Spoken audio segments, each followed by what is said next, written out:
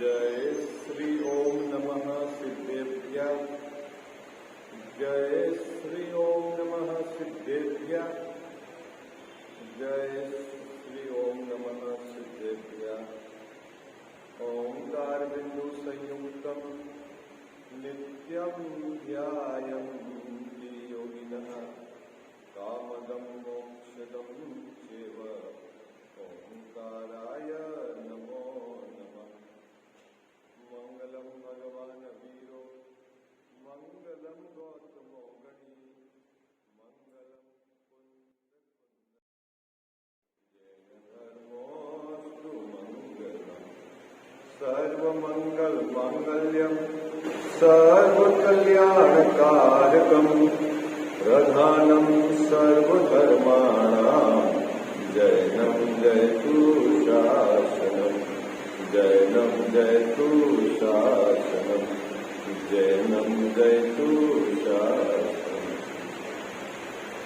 नमः श्री समयसाराय स्वानुभूत्याश्चकासते चित्स्वभावाय भावाय सर्वभावान्तरे छिदे।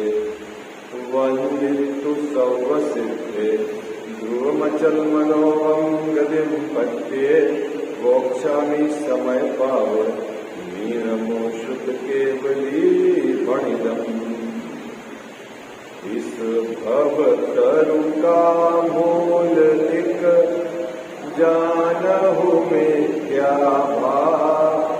ताको कर निर्मूल अब करिए मोक्ष हुआ। करिए मोक्ष। केवलो देवशास्त्र गुरु की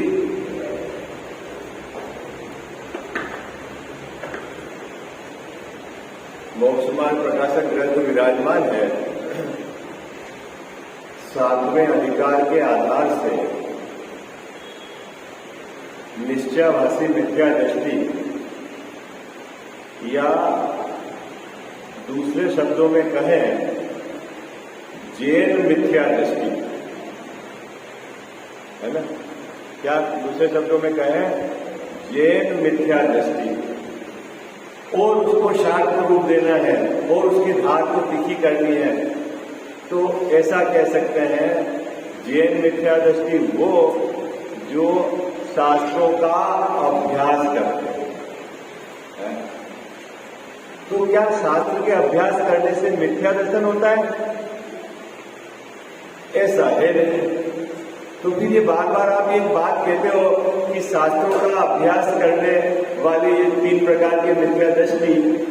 तो मूल बात यह है कि आगम में आचार्य भगवंतों ने जिस अपेक्षा से कथन किया है उस अपेक्षा को यह जीव भली भांति नहीं जानता और अपनी कल्पना से वस्तु स्वरूप के विपरीत इसका श्रद्धान रखता है। और वह श्रद्धान कहां से आया कि उसने आगम का अभ्यास किया लेकिन आचार्य भगवंतों की अपेक्षा सही नहीं समझी। उसकी वजह से ये उसके दिक्कत आई। अब इस अधिकार के अंतर्गत टोडरमल साहब ने ऐसे मुख्य बिंदुओं को उठाया है कि जिसके कारण यह जीव अपने श्रद्धान में गड़बड़ी करता है और उनमें 4 प्रकार के जीवों का यहाँ विभाजन किया है मिथ्या दृष्टियों में। अपन पहले प्रकार के मिथ्या दृष्टि की चर्चा कर रहे हैं, वो है निश्चयाभासी मिथ्या दृष्टि। निश्चय को नहीं जानता और निश्चय के आभास को निश्चय मानता है। क्या निश्चयाभासी क्या है? जो निश्चय के यथार्थ स्वरूप को नहीं जानता और जो निश्चय नहीं है उसको निश्चय मानता है। इस प्रकार वह मिथ्या दृष्टि है। क्यों? क्योंकि उसका यथार्थ श्रद्धान नहीं है। कल अपन ने जो चर्चा छोड़ी थी वो बहुत मार्मिक बात थी। अभी तक अपन 3-4 दिवस में ये तय कर रहे हैं कि राग रूप परिणमन करने वाला कौन सा द्रव्य है। क्या चर्चा चल रही है बाबू जी? राग किस द्रव्य के प्रदेशों में पाया जाता है? राग को उत्पन्न करने का उपादान कारण रूप कौन सा द्रव्य है, अभी तक अपनी ये चर्चा चल रही। क्या चर्चा चल रही बाबू? राग का अस्तित्व कहाँ है, राग किसके प्रदेशों में पाया जाता है, राग का कर्ता कौन है, राग को उत्पन्न करने में उपादान कारण क्या है।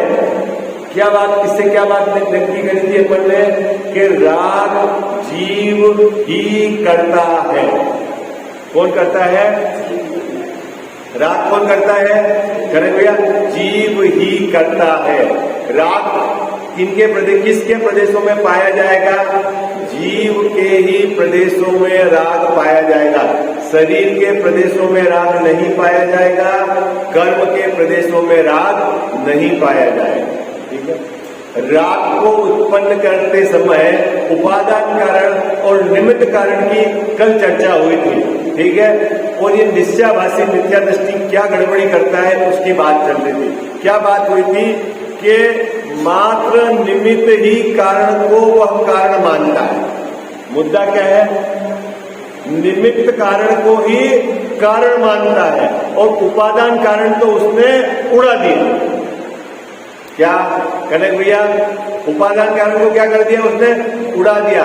मुझे जो क्रोध उत्पन्न हुआ है उसके मैंने दो कारण पकड़ लिए, या तो बाहर में कोई संयोग सामग्री या अंतरंग में मेरे कर्म का उदय। क्या पकड़ा अपन ने? मुझे जो कसाय हुई है उसका कारण कौन? ये बच्चा है, ये शरीर है, ये पड़ोसी है, ये समाज वाले हैं, है ना। ये तो अपन ने बहिरंग कारण को क्या पकड़ा बाबूजी? इनके कारण मुझे क्रोध उत्पन्न हुआ। ठीक है। वो तो बहिरंग निमित्त थे। बहिरंग निमित्त में भी बहुत मजेदार बात है, जरूरी नहीं है कि बहिरंग निमित्त हमेशा उपस्थित हो। क्या बाबूजी? जब आपको क्रोध आए तो सामने बहिरंग निमित्त उपस्थित हो, ये जरूरी नहीं है। ऐसा भी होता है ना, आप विकल्प में उसका विचार करके गुस्सा करते हो, वो ऐसा था, वो ऐसा था, वो ऐसा था, वो ऐसा था, उसने ऐसा किया। अधिकतर काम तो कैसा होता है बाबूजी? हाँ भाई, आप उसकी अनुपस्थिति में उसके संबंध में विकल्प करके उसके कारण में दुखी हूं। हाँ हाँ हाँ, वो बच्चा है, पहले बच्चे से आपकी पटती नहीं थी, फिर किसी ने आपको राय दी कि साहब अलग रह जाओ, अलग हो गए, आप अलग और बच्चा अलग, तो फिर तो शांति हो गई। अरे फिर क्या हुआ? भाई अब तो बच्चा दिखता नहीं है आपको, अब वो 10 बजे तक उठता रहे और आपको आता गुस्सा। अरे नालायक, 10 बजे तक उठ रहा है, ये कोई उठने का टाइम है? आपको बच्चे को देखकर आया गुस्सा, तो आपने क्या करा? भाई ये दिखे नहीं और मेरे को गुस्सा आए नहीं, तो आपने क्या करा? ये बच्चे को अलग रखा, भाई तू तेरे अलग, अब तेरे हम देखेंगे नहीं, तू 10 बजे तक।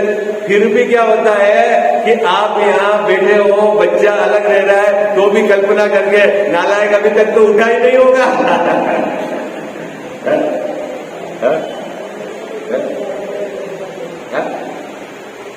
तो आपके क्रोध का कारण क्या?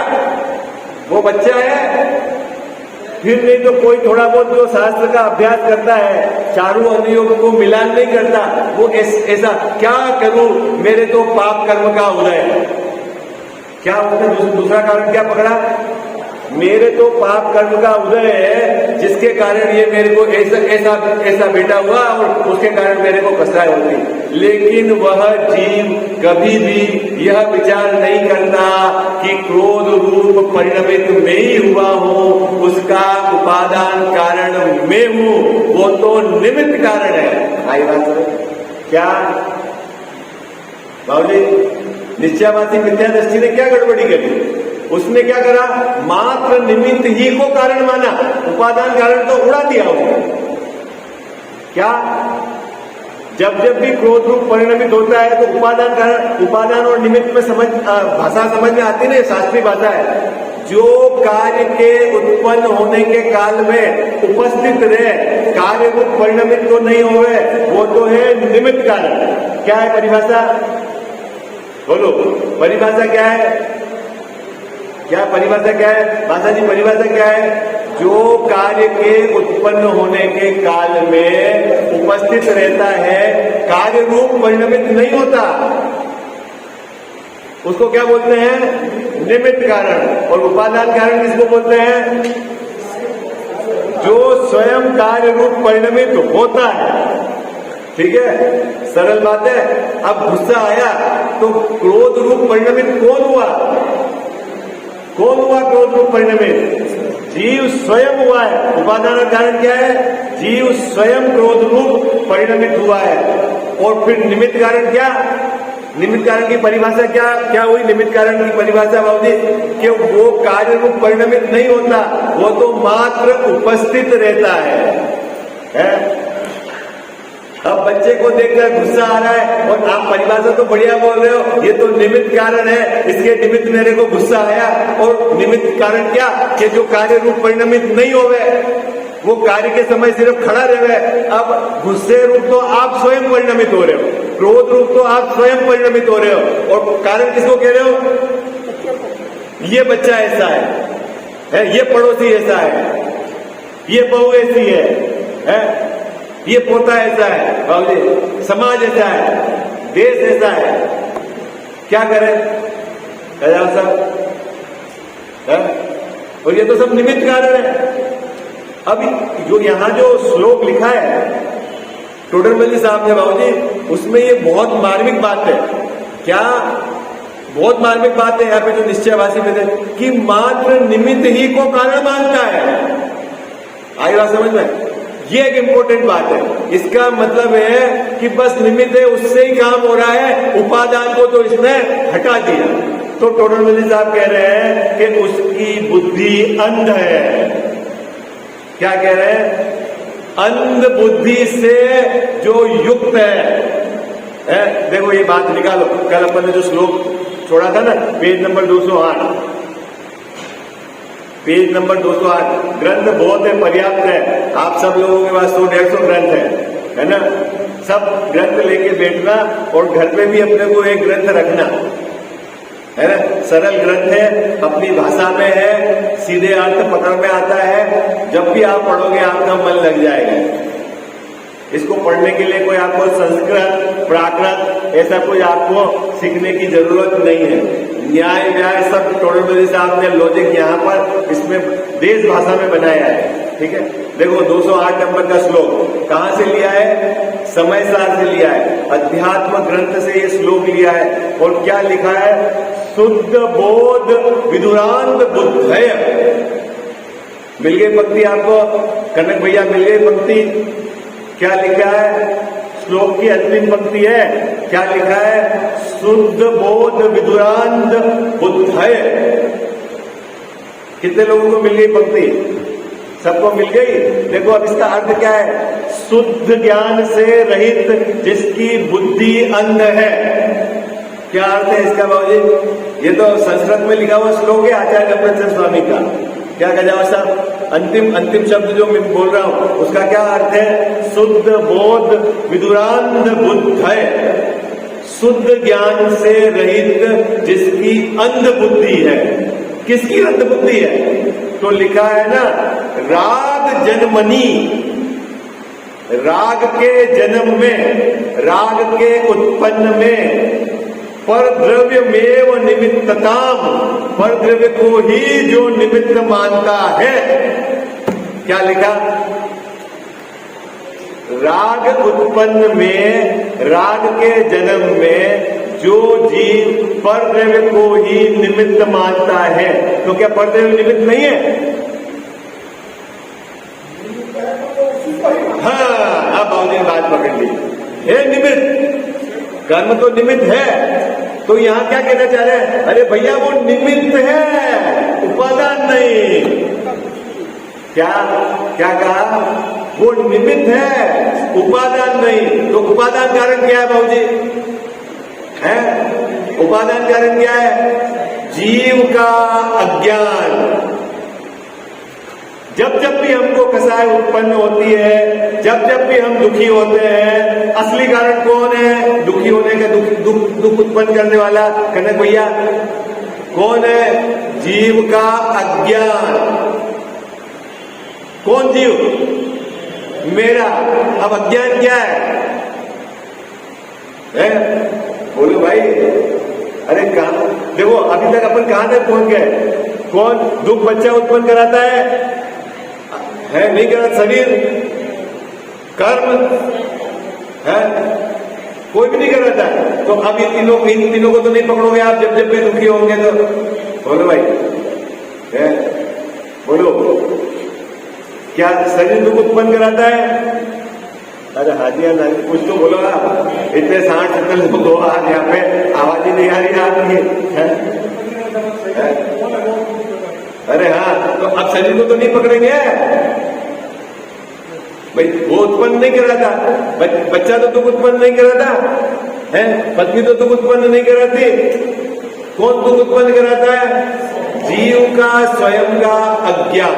अब जब भी आप दुखी हो तो किसको पकड़ोगे? किसको पकड़ना है अपने को? गड़बड़ तो नहीं करोगे आप? जब आप अज्ञान को, अपने अज्ञान को पकड़ोगे कि इसके कारण मैं दुखी हूं, तो आप अज्ञान मिटने का उद्यम करो।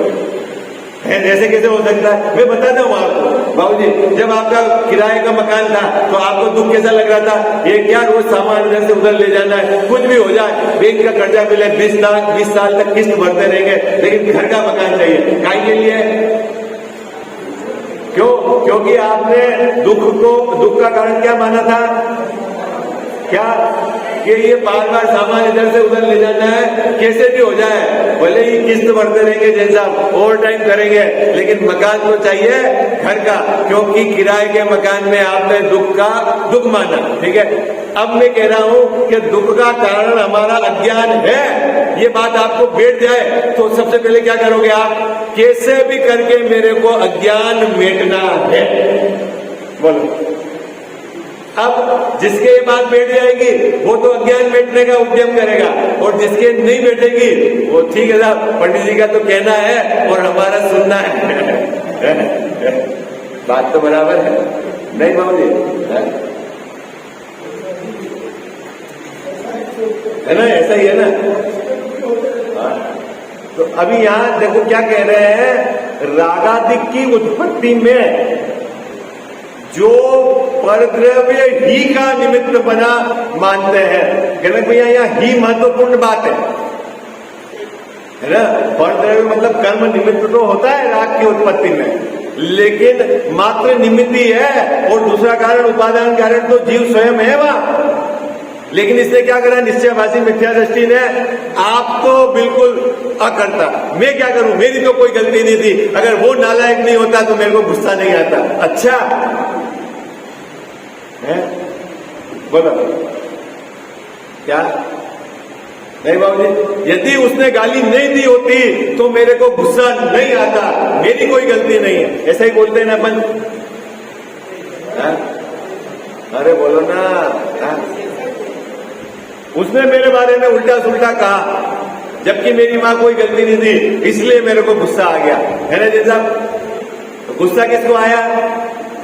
मेरे को आया। कारण क्या है गुस्सा आने का? हाँ, अरे उसने मेरे बारे में ऐसा उल्टा सुल्टा कहा, तो यहाँ कह रहे हैं कि वो जिसकी बुद्धि अंध हो गई है वो ऐसा सोचता है कि उसके कारण हुआ। अरे बोलो ना हाजी आना जी, है? कुछ बात पकड़ में आ रही है नहीं आ रही है आपको? है? शुद्ध ज्ञान से रहित है, जो परद्रव्य को ही अपने राग का कारण मानता है, वह जीव शुद्ध ज्ञान से रहित अंध बुद्धि वाला है। तो क्या है वो? निमित्त। ये निमित्त है। निमित्त की परिभाषा क्या है बाबूजी? जब मैं अपने अज्ञान के कारण स्वयं राग रूप परिणमित होता हूं, तब परद्रव्य बाहर में उपस्थित रहता है, लेकिन करने वाला कौन? राग रूप परिणमित कौन हुआ? ये जीव स्वयं हुआ। ये बात समझ लिया। जब भी मैं क्रोध रूप, जब भी मैं कसाय रूप परिणमित होता हूं मेरे अपने स्वयं के अज्ञान के कारण, तब बाहर में कोई न कोई निमित्त रहता है। निमित्त करता नहीं है, सिर्फ वो उपस्थित है। और मैंने क्या माना? उसी ने किया है। जैसा किसने किया है? उसी ने किया है। और आपने, और अब आप पढ़ के तो आए, कर्ता कर्म तो एक ही द्रव्य में घटेगा। कर्ता कर्म किस में घटेगा बाबूजी? एक ही द्रव्य में घटेगा। राग कहाँ उत्पन्न हुआ है? तो जीव में हुआ है। तो फिर करने वाला कौन है? जीव है। तो कौन जीव? जहां राग उत्पन्न हुआ है। कसाय कहाँ उत्पन्न हुई है? कसाय कहाँ उत्पन्न हुई है? मेरे प्रदेशों में। तो करने वाला कौन? मैं। अब उसको तो इसने उड़ा दिया और मात्र पर निमित्त को ही कारण मानता है। तो कहते हैं इसकी शुद्ध ज्ञान से इसकी बुद्धि अंध हो गई, शुद्ध ज्ञान रहित अंध बुद्धि वाला है। इसको अभी सच्चा पता नहीं। ये है श्लोक का अर्थ। समझ में आ गया श्लोक का अर्थ? इसका मतलब है यहाँ टोडरमल जी साहब कह रहे हैं कि जब भी कोई कार्य होता है तो उपादान और निमित्त दोनों कारण होते हैं। ठीक है, कार्य मुख्य कारण उपादान कारण है, निमित्त कारण तो वहां उपस्थित रहता है। जब जब भी गुस्सा आता है, जब जब भी आप दुखी होते हो, कौन दुखी करता है? अरे जोर से बोलो। कौन कौन दुखी करता है? स्वयं। उपादान कारण कौन है? स्वयं। ये बात आपके बिल्कुल फिट हो जानी चाहिए। पहले क्या फिट हो जानी चाहिए? कोई माइकल हाल नहीं है इस लोक में कि जो आपको अगर आप दुखी होना नहीं चाहो और दुखी कर दे। अगर ऐसा होता तो अभी तक एक भी सिद्ध नहीं होते। सबके पास बाहर में ऐसे तो निमित्त ही है। नहीं बाबू, दादा कहते हैं ना एक सुंदर बात कि यदि आप आज्ञा लेके दीक्षा लेने जाओ तो कौन के माँ बाप ने आज्ञा दे दी होगी दीक्षा की?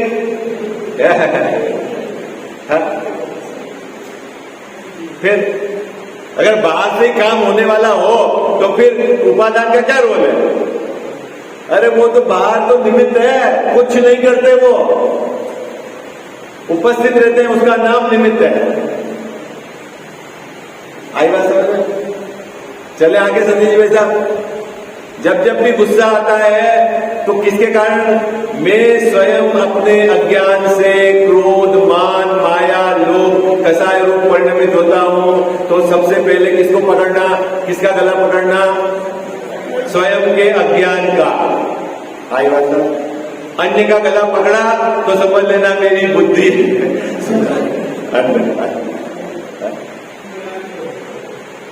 कितनी बढ़िया टिप्स है बाबू जी, है? कभी भी किसी पे भी गुस्सा आ रहा हो आपको और आप पद का लक्ष्य करके करो, फट पकड़ो। अरे उसका क्या रोल है? तो फिर गुस्सा किसको आया? सरल है? अरे बोलो, बात तो सरल है।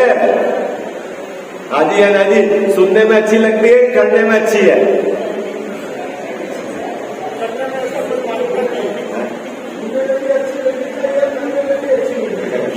जो बात सुनने में अच्छी हो, करने में क्यों अच्छी नहीं होगी? अभी आपको सुनने में भी कितना मजा आ रहा है, तो जब आप इम्प्लीमेंट करोगे तो बहुत आनंद आएगा आपको। देखो ये बात है। इसका अर्थ यह है, जो जीव रागादिक की उत्पत्ति में पर द्रव्य ही का निमित्तपना मानते हैं। देखो, परद्रव्य ने बाहर का जो कर्म है ना, वो निमित्त तो होता है, लेकिन इस पंक्ति की विशेषता क्या है? परद्रव्य का निमित्तपना ही शब्द डाला है। मतलब वहां आपने दूसरे सब कारण को उड़ा दिया। क्या लिखा है? परद्रव्य ही का निमित्तपना मानते हैं वे जीव शुद्ध ज्ञान से रहित अंध बुद्धि है जिनकी, ऐसे होते हुए मोह नदी के पार नहीं उतरते, उतरंती नहीं मोह वाहिनी। क्या लिखा? वो कभी भी मोह नदी के पार उतरेंगे नहीं उतरेंगे। इसका मतलब है कि उनके जीवन में कभी भी सुख आने वाला नहीं है। संजय जी भाई साहब, आपका दुख कब मिटेगा? जब आप पर को ही दुख का कारण मानोगे, तो आपका दुख कभी भी नहीं मिटने वाला है। क्या करूं? शरीर के कारण दुखी हूं। क्या करूं? बच्चों के कारण क्या दुखी हूं। क्या करूं? काम वालों के कारण दुखी हूं। किस किस से दुखी है भाई? भाभी किससे दुखी है जी? किससे दुखी है?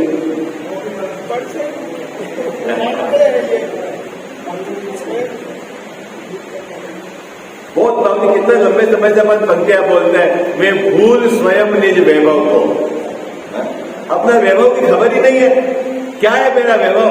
अरे अनंत आनंद भरा हुआ अगाध आनंद, अनंत काल तक आनंद ही आनंद। आनंद कैसा आनंद? अनंत सुख जिसमें से निकले, ऐसा मेरा त्रिकाल स्वभाव अंदर में भरा हुआ है, उसको मैं भूला हुआ हूं और किस पे अटका हुआ हूं? मेरे पास क्या माल है, इसको इसकी खबर नहीं। क्या अनंत काल तक अनंत आनंद आए, अनंत सुख आए, तो भी यहां कुछ कम ना होए ऐसा गजब का तत्व हूं मैं। उसकी खबर नहीं है। भक्ति रटी रटाई बोल देते हैं, वे भूल स्वयं निज वैभव। क्या वैभव है मेरा? है क्या वैभव है अपना? एक मकान है, 2 गाड़ी है, बच्चों के काम धंधे लगा दिए, ये वैभव जैसा?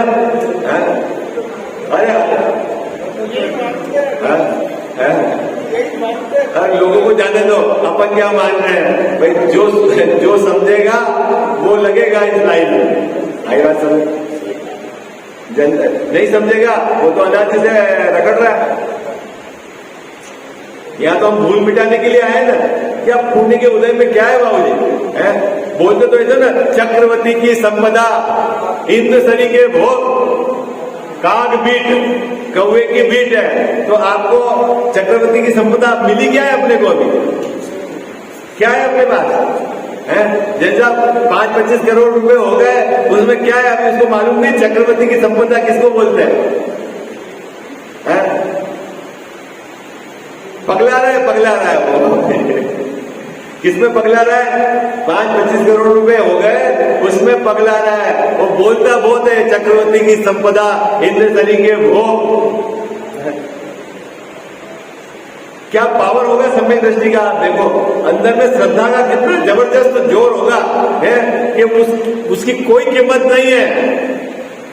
काग बीट सब, कौवे की बीट है, किसी काम नहीं आती है वो, न लिपने के काम आती है न बोलने के काम आती है। आई बात समझे? भैंस का गोबर तो मकान लिपने के काम में आता है, कंडे बनाए तो काम में आएगा। कौवे की बीट क्या काम आएगी? है एक तरफ तो कौवे की बीट है और एक तरफ चक्रवर्ती की संपदा है, दोनों एक जैसी है। अरे बोलो ना, हाँ एक जैसी है, उसमें क्या दिक्कत है? आपको दिखता है एक जैसा?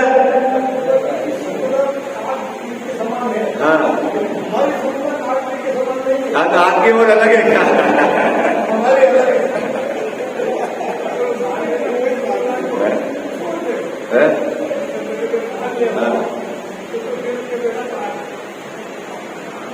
तथा समय सार के सर्व विशुद्ध ज्ञान अधिकार है ना। समय सार का अंतिम अधिकार है ना, सर्व विशुद्ध ज्ञान अधिकार। एक तरह से वो कर्ता कर्म अधिकार का ही विस्तार है, या समझो उसका नाम अलग से दिया है, सर्व विशुद्ध ज्ञान अधिकार।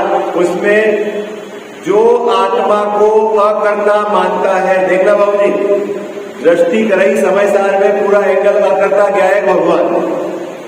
ठीक है, उसी समय सार की बात यहाँ टोडरमल साहब ने उद्धृत की, और क्या लिखा है?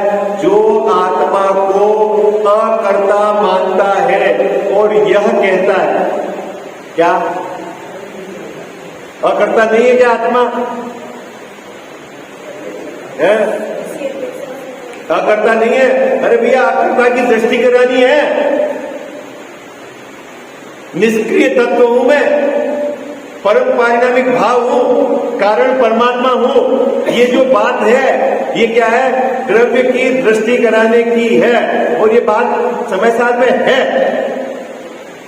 उसी समय सार में क्या बात लिखी है कि जो अपनी आत्मा को अकर्ता मानता है। अरे गजब की बात है, एक तरफ तो आप अकर्ता ज्ञायक की दृष्टि कराना चाह रहे हो, और जिस जीव ने अपने को अकर्ता माना है उसको कह रहे हो कि ये तो सांख्यमति हो गया। ये क्या चक्कर है? क्या संजय जी वैसा? एक तरफ तो आपका उद्देश्य है कि ये जीव अकर्ता ज्ञायक भगवान की दृष्टि करे, उसी समय सार में आचार्य देव क्या कह रहे हैं? यदि यह जीव अपने को अकर्ता मानता है, अकर्ता मानता है मतलब कहा जो अपनी पर्याय में होने वाले कार्य का अपने को कर्ता नहीं मानता उसकी बात है। और वहां जो समय सार में दृष्टि कराई अकर्ता गायक की, वो दृढ़ स्वभाव की दृष्टि कराई। फिर से क्या बोला, फिर से क्या बोला, कठिन तो नहीं हो गया? क्या बोला? जो अपने को अकर्ता मानता है, कब अकर्ता? पर्याय में रागादिक होने पर भी उस रागादिक का अपने को कर्ता नहीं मानता। तो साहब अकर्ता की दृष्टि कराई ना, तो हाँ अकर्ता की दृष्टि कराई। जो अकर्तापना है जहां अकर्तापना है, कहा पर्याय में तो कर्ता कर्म घटेगा, अकर्ता तो आपके द्रव्य स्वभाव में घटेगा। तो जहां अकर्तापना है उसको तो ये अकर्ता गायक नहीं स्वीकारता, और जो पर्याय में रागादिक है उसका अपने को कर्ता नहीं मानता। और किसको मानता है कि कर्म के कारण हुआ है, कर्म ही सुलाते हैं, कर्म ही उठाते हैं, कर्म के कारण हिंसा है। यदि अगर कर्म नहीं होते तो ये जो मेरे ब्रह्म हो जाए, ब्रह्मचर्य क्यों नहीं लेते हो? क्या करें साहब, मेरे तो वेदनी कर्म का उदय चल रहा है। इसलिए ऐसा करके जो समस्त कार्य का कारण कर्म को ही थोपता है, आचार्य देव कहते हैं तू सांख्य मत वाला है।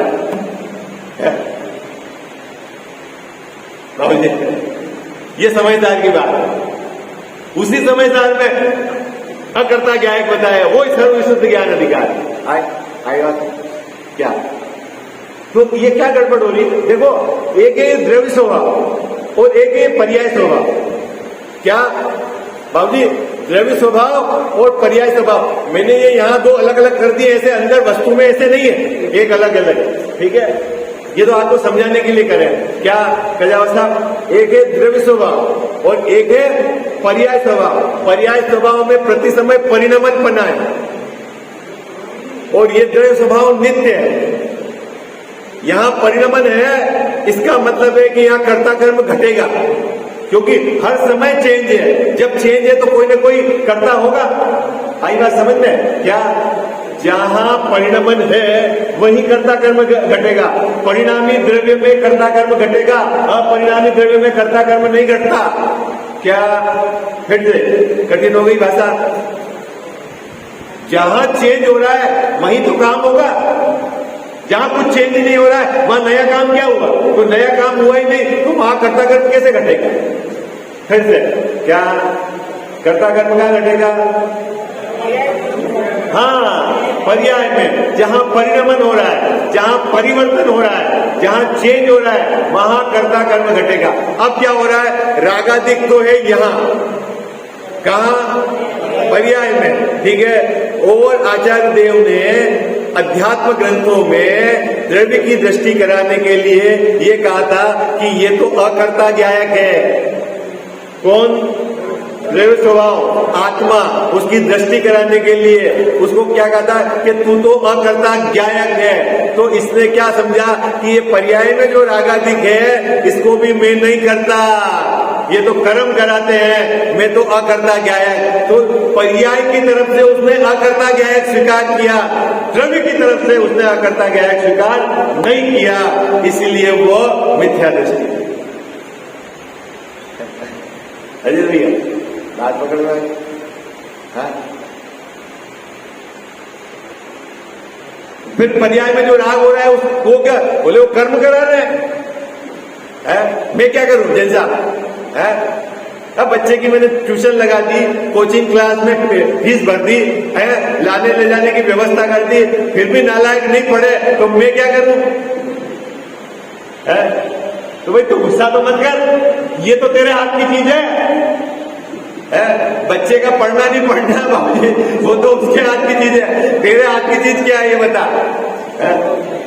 बोलो क्या करना है?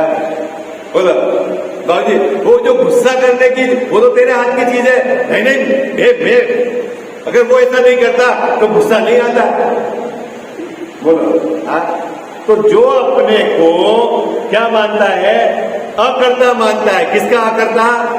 पर्याय में जो रागादिक है उसका अपने को अकर्ता मानता है, और जो रागादिक उत्पन्न हुए उसका कारण कर्म को मानता है, तो क्या कहते हैं, वो तो सांख्य मत में है। अन्य मत में चला गया तो जैन मत से बाहर, वो पांचवें अधिकार में पहुंच गया। वो कहां पहुंच गया? वो पांचवें अधिकार में पहुंच गया। मजा आ रहा कि नहीं आ रहा आपको? क्योंकि मेरे को ही आनंद आ रहा है। वस्तु का इंटरनल स्ट्रक्चर आपको जब तक समझ में नहीं आएगा तब तक चक्कर है। ये बौद्ध और सांख्य मत खड़े इसलिए हुए कि सांख्य मत ने इसी को पकड़ लिया और बौद्ध ने इसी को पकड़ लिया, जबकि वस्तु है। क्या बात पकड़ में आई आपको? सांख्य मत ने सदैव एक जैसा, एक नित्य नित्य नित्य नित्य नित्य, और बौद्ध ने अनित्य अनित्य अनित्य अनित्य अनित्य, क्षणिक क्षणिक क्षणिक क्षणिक क्षणिक है। और वस्तु क्या है? नित्यानित्य, नित्य और अनित्य दोनों है। तो इस चक्कर में एक सांख्य मत वाला हो गया, एक बौद्ध मत वाला हो। तो सांख्य मत वाला कौन है? जैसा जो रागादिक के उत्पन्न में कर्म को ही कारण मानता है, और मैं तो अकर्ता हूं, अकर्ता ज्ञायक हूं। कहां से बात उठाई उसने? पर्याय की तरफ से अपने को अकर्ता मान लेता है।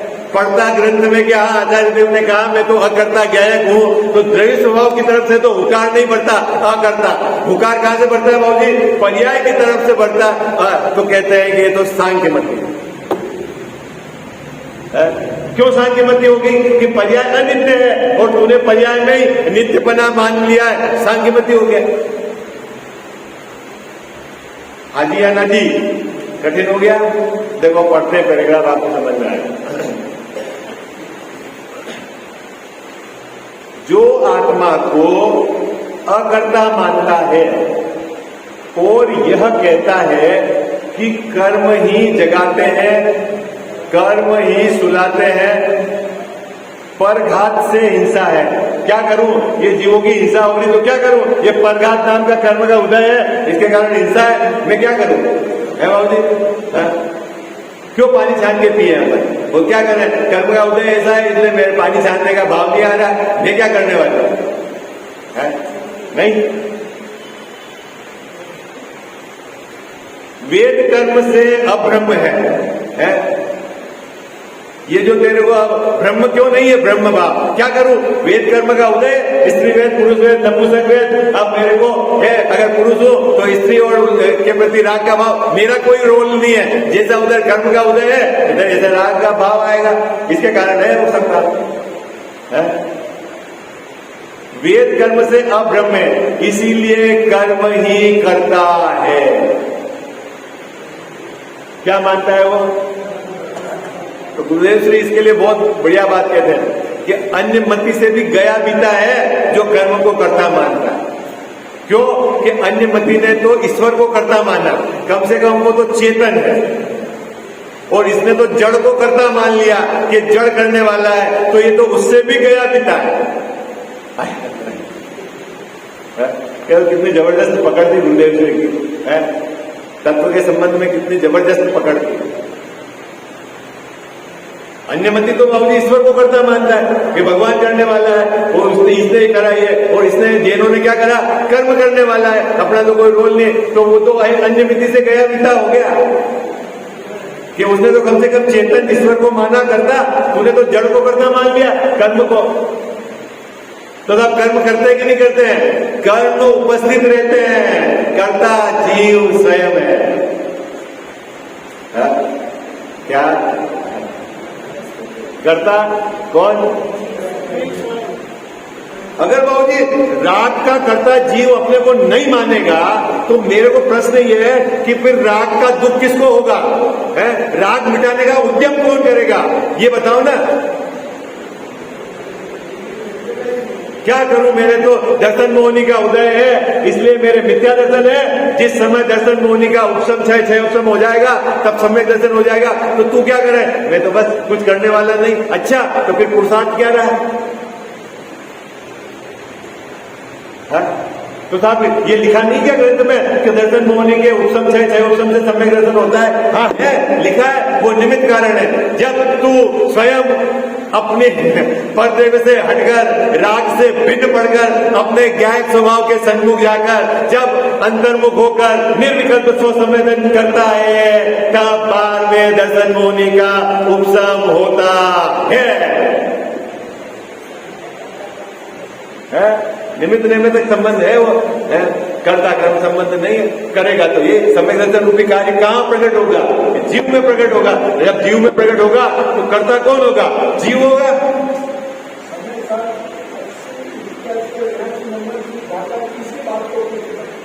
बाबूजी पूरा समझदार है ना, बहुत मतलब गजब तरीके से लिखा है। देखो कहीं कहीं ऐसा होता है ना, जैसे रामायण में रावण के संबंध में, उसके बल के संबंध में आपको बहुत अगर श्लोक लिखे हैं क्या, तो इसको लगता है कि राम के बारे में क्या लिख रहे हैं, रावण के बारे में इतना बलशाली था, इतना वो ध्यान करता था, इतना उसके भक्ति का भाव था, तो ये रावण की क्यों बात कर रहे हैं? अरे भैया वो उसके बल को बताकर राम की ही प्रशंसा कर रहे हैं। कारण क्या है कि ऐसे शक्तिशाली रावण को जिसने ऐसे ही परास्त कर दिया हो, वो राम कितना क्योंकि मैंने आपको बोला ना, भाषा की अपनी मर्यादा है, एक साथ सभी बात नहीं कह सकते हैं, इसलिए और अपेक्षा लगानी पड़ेगी आपको। गड़बड़ अपेक्षा की ही है, जितना झगड़ा है वो अपेक्षा नहीं समझने का है। मैंने कहा बाबूजी ये पुस्तक आप थोड़ा सा मार्क देना। अच्छा तूने नौकर समझ लिया मेरे को, ये लो 1 सेकंड में अपेक्षा कर। आप अपेक्षा चेंज करो, अभी आप और अपेक्षा आपकी कल्पना के आधार से चलता है। जो आपका मित्र होगा, जिसके प्रति आपका वो भाव होगा, उसकी हर बात आपको अच्छी लगेगी, और जिसके प्रति आपका ये विरोध भाव होगा, वो सही कर रहा होगा, उसमें भी आपको कुछ न कुछ गलती लगेगी। क्यों? ये तो आप, क्योंकि मुद्दा तो ये है?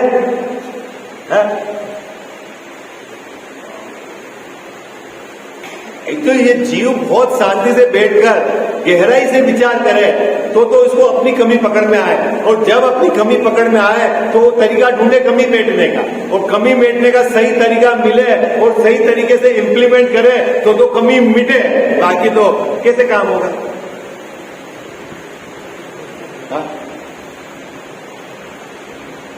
इसलिए भैया ऐसा मत समझ लेना कि अपन स्वाध्याय करने आ रहे हैं तो हम तो कुछ वीआईपी हो गए।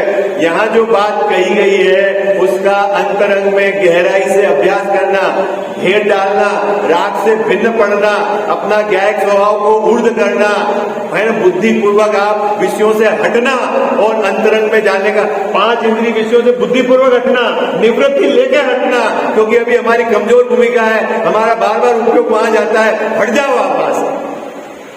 घर में रहते हो तो वहां उपयोग लगता है, बार बार ये करूं ये करूं, हट जाओ आप मंदिर में आ जाओ, और यहाँ रहकर वो जो राग से भिन्न अपना जो स्वभाव है उसकी तरफ का अपने को ये पुरुषार्थ करना, ये सब करना पड़ेगा अपने अपनी भूमिका, है ना। बात तो यही है, करने योग्य यही है, विशेष चर्चा अपन कर रहे हैं।